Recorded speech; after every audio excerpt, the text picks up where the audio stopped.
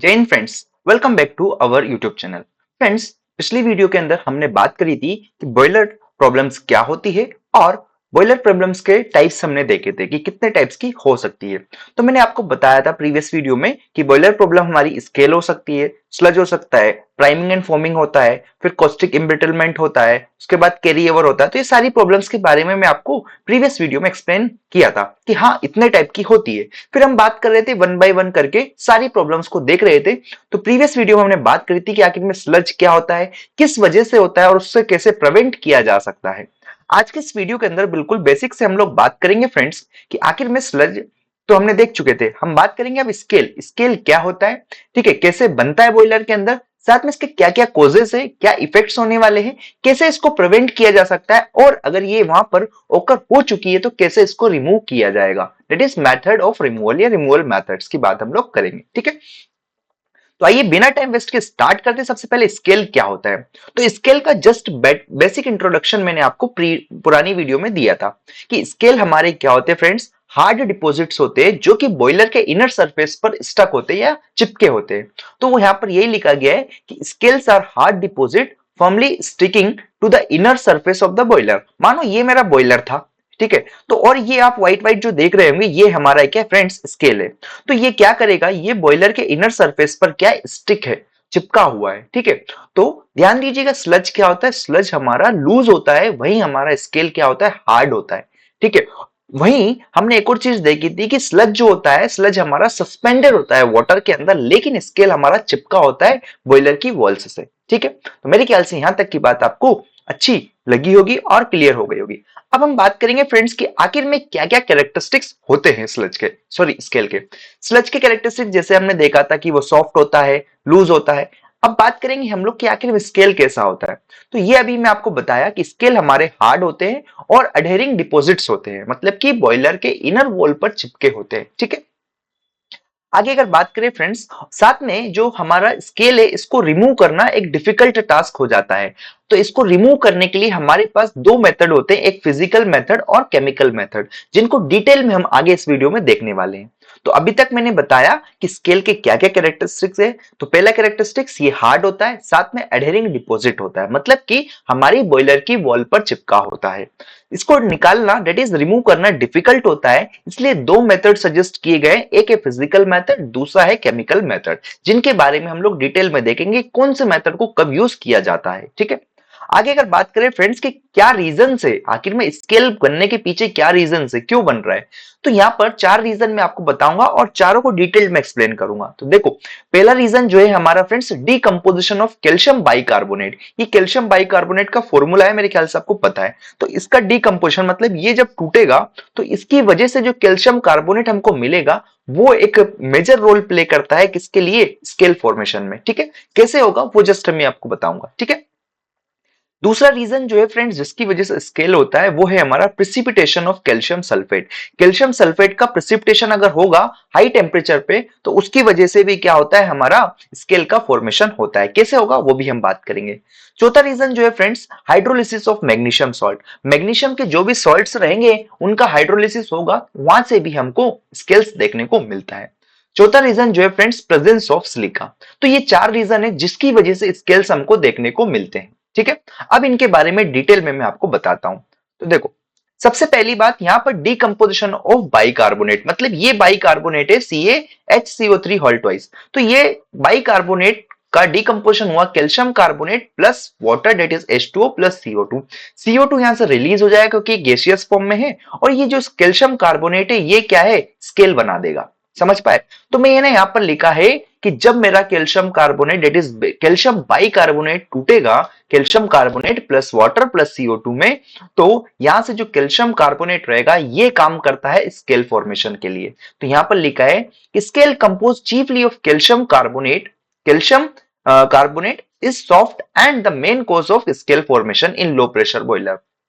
ध्यान दीजिएगा, हमारे दो टाइप के बॉयलर्स होते हैं, मेरे ख्याल से आपको पता होगा, एक लो प्रेशर और एक हाई प्रेशर।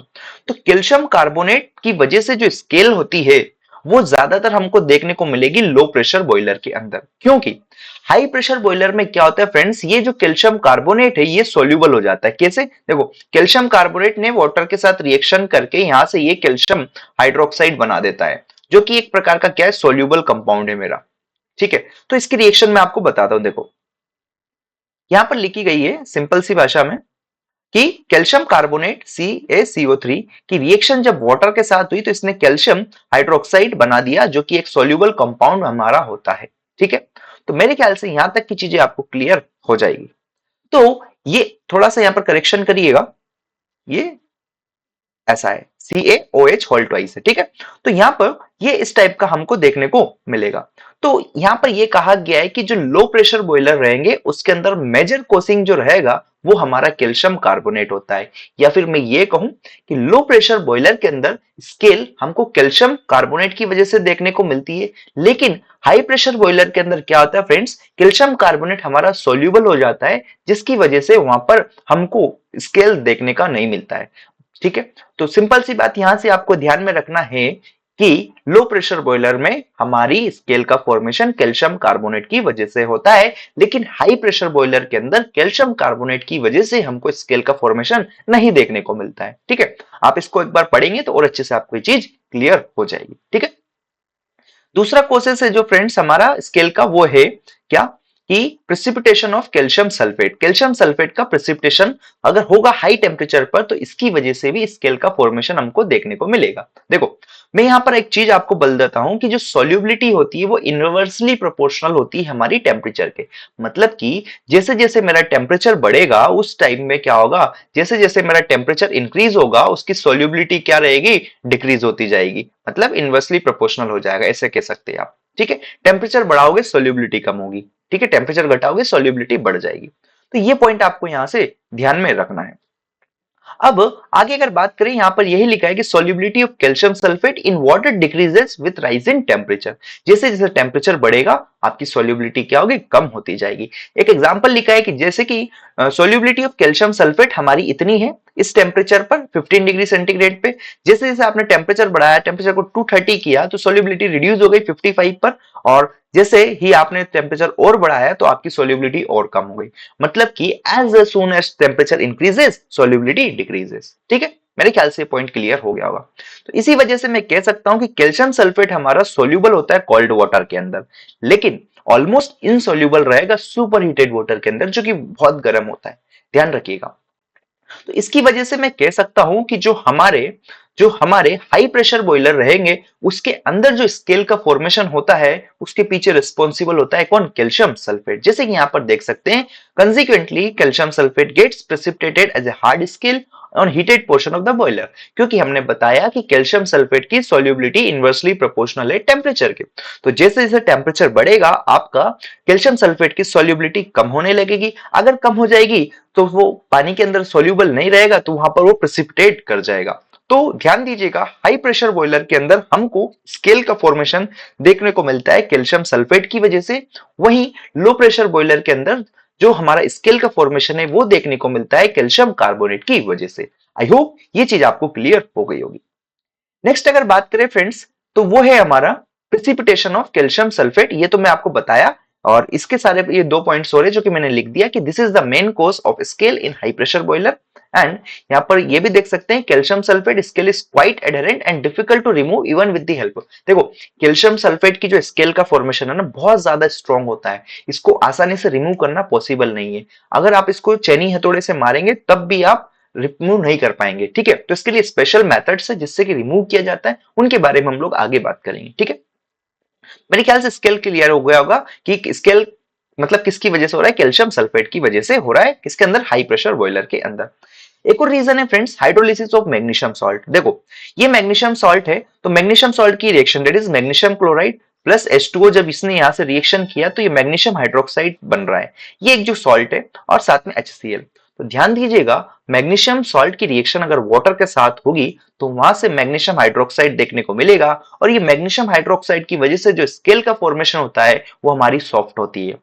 ठीक है, तो यहां पर ये लिखा है कि it gets hydrolysed at high temperature inside the boiler forming magnesium hydroxide precipitate which is a form of soft type of scale as shown. ध्यान दीजिएगा, आपसे कोई पूछता है कि मैग्नीशियम हाइड्रोक्साइड की वजह से जो स्केल बनती है उसका नेचर कैसा होता है, तो उसका नेचर होता है सॉफ्ट, मतलब इसको हम लोग आसानी से, ये कुछ मेथड है उनसे रिमूव कर सकते हैं। ठीक है, मेरे ख्याल से ये भी चीज क्लियर हो गई होगी। अगर लास्ट है चौथा, प्रेजेंस ऑफ सिलिका, इसकी वजह से भी क्या होता है फ्रेंड्स, स्केल होता है। तो क्या होता है, जब आपने वाटर का फिल्ट्रेशन कराया है, तो फिल्ट्रेशन कराते वक्त आप अगर सैंड फिल्टर का यूज कर रहे हैं, तो सैंड के अंदर क्या होता है, सिलिका प्रेजेंट होता है।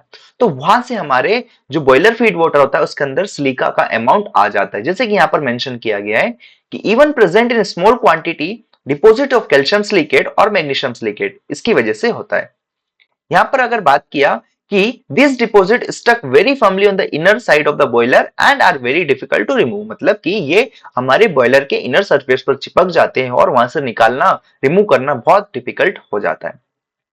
Next, one of the most important source of silicon water is sand filter. मैंने अभी आपको एक्सप्लेन किया था कि सैंड फिल्टर से अगर वाटर का फिल्ट्रेशन हो रहा है तो उसकी वजह से हमारे वाटर के अंदर सिलिका आ जाता है। ठीक है, नेक्स्ट अगर बात करें फ्रेंड्स की, ये सारे मैंने आपको बताया कि आखिर में स्केल्स हमारे किन किन वजह से हो सकती है। तो स्केल्स के हमारे चार मेनली रीजन है जो मैंने आपको एक्सप्लेन किए हैं, और उनकी वजह से जैसे कि एक कैल्शियम बाइकार्बोनेट हो गया हमारा, फिर सिलिका हो गया, मैग्नीशियम के सॉल्ट्स हो गए, इनकी वजह से हमारा क्या होता है, स्केल का फॉर्मेशन होता है। अब मैं आपको बताऊंगा कि आखिर में कौन कौन से डिसएडवांटेजेस है स्केल फॉर्मेशन के। जैसे कि हमने स्लज के बारे में बात किए थे, ऐसे स्केल के भी डिसएडवांटेज है।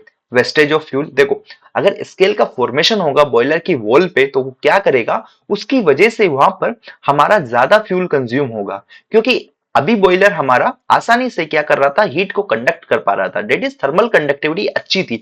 लेकिन अगर बॉयलर के इनर सरफेस पे एक, आपको पता है, एडहेरेंट लेयर बन जाएगी किसकी, स्केल की, तो वो क्या करेगा, उसकी थर्मल कंडक्टिविटी को कम कर देगा। अगर थर्मल कंडक्टिविटी कम हो गई तो वहां पर फ्यूल की रिक्वायरमेंट ज्यादा होगी, ज्यादा टाइम लगेगा और वो अनइकोनॉमिकल हो जाएगा एक प्रकार से। ठीक है, और फ्यूल का वेस्टेज भी वहां पर होगा, क्योंकि जो काम पहले 10 मिनट में हो सकता था, अब हो सकता है उसको 20 मिनट लगे या उससे भी ज्यादा टाइम लग जाए। ठीक है, सेकेंड डिसएडवांटेज फ्रेंड्स वो है कि लोअरिंग द बॉयलर सेफ्टी। क्या होगा, अगर आपका पहले टेम्परेचर की रिक्वायरमेंट थी मानो 100 डिग्री सेंटीग्रेड, जिससे कि वाटर हमारा स्टीम में कन्वर्ट हो जाए, जस्ट एग्जांपल, अभी क्या होगा, आपका उस पर्टिकुलर बॉयलर के ऊपर एक लेयर बन गई है स्केल की, तो आपको क्या करना पड़ेगा, टेम्परेचर और इंक्रीज करना पड़ेगा। मानो 200 डिग्री सेंटीग्रेड आपने कर दिया, तो अब क्या होगा, बॉयलर मटेरियल आपका बहुत ज्यादा हीट हो जाएगा, उसकी वजह से बॉयलर मटेरियल क्या होगा, वीकेन हो जाएगा और वहां से बॉयलर हमारा खराब हो जाएगा। ठीक है, तो यहाँ पे लोअरिंग द बॉयलर सेफ्टी, ये भी एक डिसएडवांटेज है किसका, स्केल का। साथ में एफिशिएंसी डिक्रीज हो जाएगा, क्योंकि स्केल की वजह से आपके जो हमारे चॉक वॉल्स है या फिर कंडेंसर है वो खराब हो जाते हैं। ठीक है, तो इसलिए बॉयलर की एफिशिएंसी कम हो जाएगी। रिस्क ऑफ एक्सप्लोजन, देखो क्या होगा, स्केल अगर उसकी वॉल्स पर बन रही है, किसकी, हमारे बॉयलर की वॉल्स पे स्केल स्टिक हो जा रही है, अब स्केल्स के अंदर कुछ क्रैक्स आएंगे, क्रैक्स के अंदर अगर वाटर जाएगा, तो वाटर जाएगा तो मानो सडन रिमूवल हो गया उस पर्टिकुलर स्केल का बॉयलर के अंदर ही, तो एक पोर्शन ज्यादा हीटेड हो जाएगा, दूसरा कम हीटेड रहेगा, तो वहां पर क्या होगा, एक्सप्लोजन के चांसेस बढ़ जाएंगे। ठीक है, मेरे ख्याल से ये पॉइंट्स आपको क्लियर हो गए होंगे क्या क्या डिसएडवांटेजेस हमारे। देखो एक एग्जांपल यहाँ पर है वेस्टेज ऑफ फ्यूल का, अगर मैं बताऊं तो यहाँ पर वेस्टेज ऑफ फ्यूल में क्या होता है, scales have low thermal conductivity, so rate of heat from heat transfer from boiler to the inside water is greatly decreases. ये समझ आ गया होगा। अब देखो अगर आपकी स्केल की थिकनेस इतनी है तो आपका इतना फ्यूल वेस्ट हो रहा है, अगर आपकी जैसे जैसे आपकी थिकनेस बढ़ेगी स्केल की, आपका फ्यूल का वेस्टेज बढ़ते जाएगा। तो ये दिमाग में आप रख सकते हैं कि thickness of scale is proportional to हमारा वेस्टेज ऑफ फ्यूल। जितनी ज्यादा थिकनेस रहेगी स्केल की, उतना ज्यादा फ्यूल वेस्ट होगा। फ्रेंड्स इसको एक बार पढ़िएगा, आपको और अच्छे से ये चीज क्लियर हो जाएगी। आगे अगर बात करें फ्रेंड्स कि आखिर में स्केल को कैसे रिमूव कर सकते हैं, तो स्केल रिमूवल के हमारे पास दो मेथड है, जो कि ऑलरेडी मैं आपको बताया था। ये एक फिजिकल मेथड है, दूसरा मेरा केमिकल मेथड है। अब फिजिकल मेथड भी मेरे दो टाइप के हैं फ्रेंड्स, स्क्रैपिंग या फिर वायर ब्रशिंग, थर्मल शॉक या फिर हीटिंग एंड कूलिंग, मतलब एकदम से गर्म करो फिर एकदम से ठंडा कर दो। केमिकल मेथड्स भी दो टाइप के, डेट इज आप HCl का यूज कर लो, और एक है EDTA मेथड। अब समझ में आपको ये तो आ गया कि ये दो टाइप के होते हैं, और फिर उनको भी हमने फर्दर क्लासिफाई किया है। लेकिन क्वेश्चन ये आता है कि कब कौन सा मेथड हमको यूज करना है। तो फ्रेंड्स जब आपके अगर स्केल सॉफ्ट है तो उस केस में आप फिजिकल मेथड को यूज कर सकते हैं। लेकिन अगर स्केल का फॉर्मेशन बहुत ज्यादा हार्ड है, बहुत ज्यादा हार्ड स्केल अगर है तो उस केस में हमको केमिकल मेथड का यूज करना पड़ेगा। जैसे कि अगर आपका स्केल का फॉर्मेशन कैल्शियम कार्बोनेट की वजह से तो आप वहां पर HCl का यूज कर लीजिएगा। ठीक है, अगर आपका स्केल का फॉर्मेशन कैल्शियम सल्फेट की वजह से तो वहां पर हम लोग EDTA का यूज करेंगे। वहीं फिजिकल मेथड के अंदर स्क्रैपिंग या फिर वायर ब्रशिंग या थर्मल शॉक। अब मैं आपको इसका एक समरी दे देता हूं। देखो कि if scales are loosely adhering they can be remove by physical method. मतलब यहां से आपको एक कंक्लूजन लेना है कि हमारे अगर लूज स्केल्स है तो उस केस में आपको क्या करना है, फिजिकल मेथड आप अडॉप्ट करवा सकते हैं। ठीक है, that is with the help of scraper and if the scale is brittle it can be removed by giving thermal shock. Thermal shock क्या, एकदम से गर्म करो, सडन हीटिंग सडन कूलिंग। ठीक है, उसकी वजह से आपके जो भी हमारे लूज एडहरिंग स्केल्स है वो रिमूव हो जाएंगे। ठीक है, if scales are adherent and hard, अगर बहुत ज्यादा एडहेरेंट है, चिपके हुए और बहुत ज्यादा हार्ड है तो उस केस में आपको केमिकल मेथड्स का यूज करना पड़ेगा उनको रिमूव करने के लिए। ठीक है, जैसे कि यहां पर आपको लिखा गया है कि calcium carbonate scales can be dissolved by 5 to 10% of HCl। जो कैल्शियम कार्बोनेट के स्केल्स होंगे, ध्यान दीजिएगा, हमने बात करी थी थोड़ी देर पहले कि कैल्शियम कार्बोनेट के स्केल्स किसके अंदर देखने को मिलेंगे, लो प्रेशर बॉयलर के अंदर। वहीं कैल्शियम सल्फेट के स्केल्स किसके अंदर देखने को मिलते हैं, हाई प्रेशर बॉयलर के अंदर। ठीक है, तो अगर आपका हाई प्रेशर बॉयलर है तो वहां पर आपको EDTA यूज करना है। अगर लो प्रेशर बॉयलर अगर वहां पर है आपका तो आप वहां पर HCl का यूज कर सकते हैं। तो फ्रेंड्स मेरे ख्याल से ये चीज आपको क्लियर हो गई होगी रिमूवल ऑफ स्केल के। अब नेक्स्ट वीडियो के अंदर हम बात करेंगे difference between scale and sludge. लेकिन उससे पहले मैं यहाँ पर वीडियो कंक्लूड कर देता हूं। आज हमने क्या बात करी, आज हमने बात करी स्केल्स क्या होता है, किन किन रीजंस की वजह से स्केल्स होता है, उसको हम कैसे रिमूव कर सकते हैं। ठीक है, तो ये सारी बातें आज हमने करी। मेरे ख्याल से ये टॉपिक आपको क्लियर हुआ होगा। सो वीडियो को लाइक करें, शेयर करें एंड नेक्स्ट वीडियो जरूर देखें जिसके अंदर हम कंपैरिजन करेंगे स्केल और स्लज का। Thank you for watching this video.